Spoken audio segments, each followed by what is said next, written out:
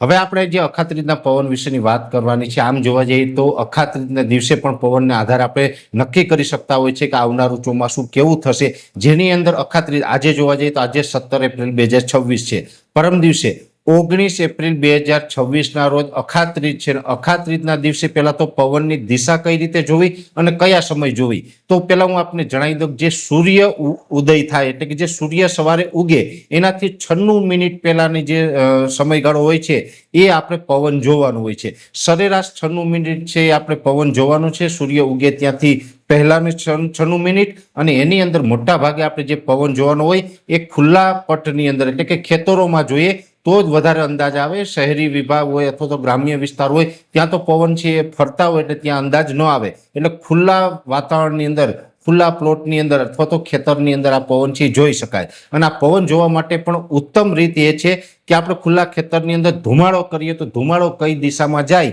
એ આપણે નક્કી થઈએ. માનીએ કે ધુમાડો છે પૂર્વ દિશામાં જતો હોય તો પશ્ચિમના પવન આવતા હોય છે. એટલે આ મુજબ આપણે જોવાનું હોય છે.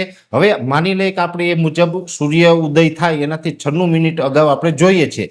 જેમાં ઘણી વખત એવું પણ બને છે કે શરૂઆતની અડધો કલાક માટે એ પવન હોય પછી બદલતો હોય, પણ એવરેજ આપણે જોવાનું હોય છે કે જનરલી આપણે કયો પવન ફૂંકાણો. અને એમાં પણ શરૂઆતની જે મિનિટો હોય છે એ ખાસ ધ્યાનમાં રાખવાની હોય છે.